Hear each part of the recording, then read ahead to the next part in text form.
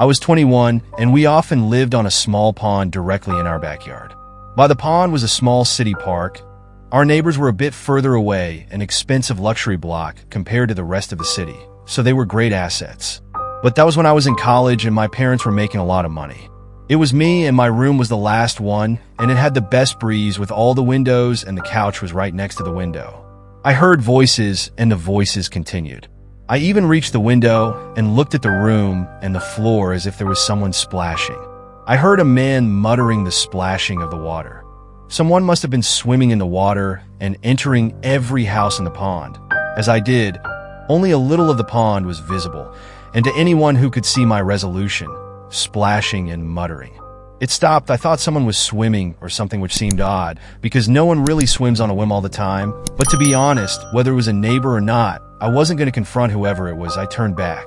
I went inside and turned off the lights. Of course, I locked the door. I immediately texted about it. I tried not to get involved, but it was hard to watch TV, so I couldn't concentrate on the program. I looked out the window, but the only thing I could see outside, it was dark that I was in the background. And I didn't know how exposed the TV light was outside. And then I thought I'd rush to find the remote. I turned off the TV, and it took me a few seconds to adjust when the room went black and turned off, and I realized that the sound of someone's heavy breathing comes right outside one of the windows of the room. I lay down to hide myself, and after a few moments of silence, there was a deep voice. "I see you. My heart is in your stomach. I have to decide whether to speak or hide," said a voice from outside the window. It was ominous, so I just said out loud, "Paul." That was the name of one of our neighbors. I said, hoping maybe it was him, and he was messing with me. He didn't answer. I just heard footsteps walking away. While the bare footsteps fade away, I was still very scared, and I was lying on the sofa.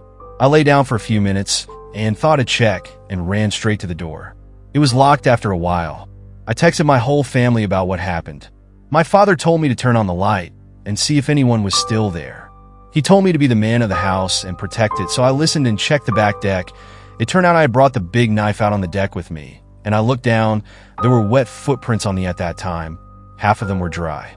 But I could tell there were bare footprints, and I called 911 and waited for them. I immediately felt better. The police asked if we were enemies and people like us, or if we had a problem. They had questions like that. They quickly swept the property, and then they left. I'm glad this guy never came back to our house, and we still don't know who he could be.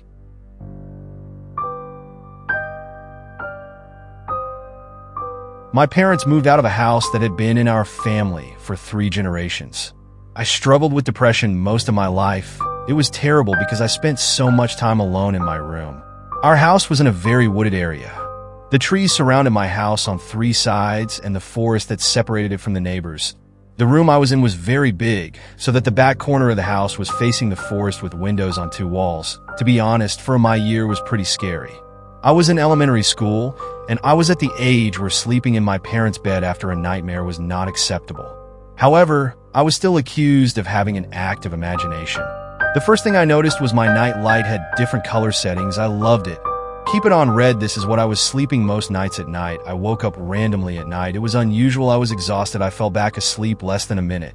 But before I did, I realized I didn't think that my light had turned red until about a week later, when I woke up one morning and realized that my night light had no color once again.